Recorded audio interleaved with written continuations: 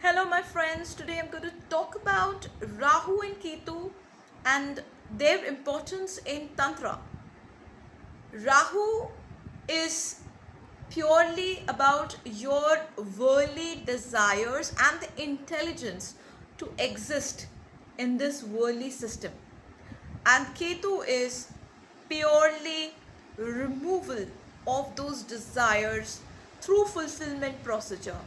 So it is seen that sometimes Rahu, since it's a shadow planet, it is also the reflection of all those people who probably you have already met in your previous birth. They come back with the same sort of toxicity.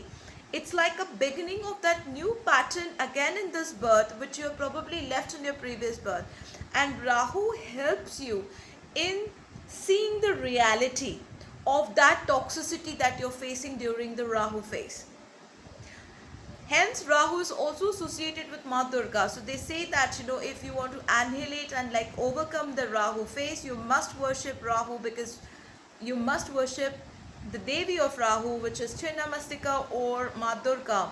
Why is that? Because with pure wisdom, with pure knowledge, you will be able to see through and reflect through the reality of your past karmas.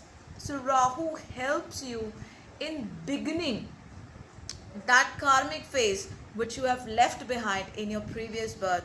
And if you are giving that opportunity in this birth, you must annihilate and stop this toxicity while your Rahu phase is going on. A lot of people get stuck in the Rahu phase. They're not able to see through things. When people move towards the Ketu, and especially those people who are running that Ketu phases in their life, it is mostly to annihilate everything that does not belong to you. Removal of attachments, removal of every worldly desire or the worldly system that is not required for your soul growth.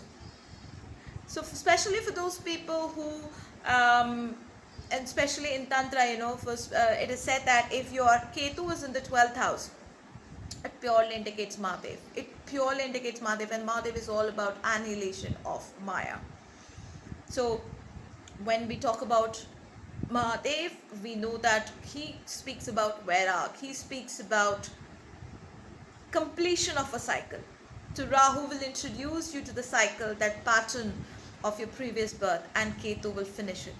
So especially for those people who have Ketu in the 12th house, they might suffer from a lot of problems associated with materialism, because for them love might come to a very unlucky end, because the karmic phase of love, the karmic phase of desire, the karmic phase of materialism will come to an end for them in this birth.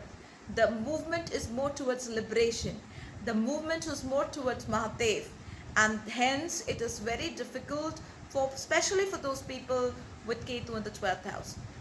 In Tantra, Ketu is represented by Dhumavati. Dhumavati is all smoky.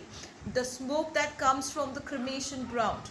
Okay, the smoke which is invisible, that blurs the eyes, because you're so much engulfed in the materialistic world that you're not able to see through your mission of ending the beginning of that karmic phase that you're supposed to do in this birth. What lies in between is the processing that is happening, the churning which is happening in between the Rahu and the Ketu.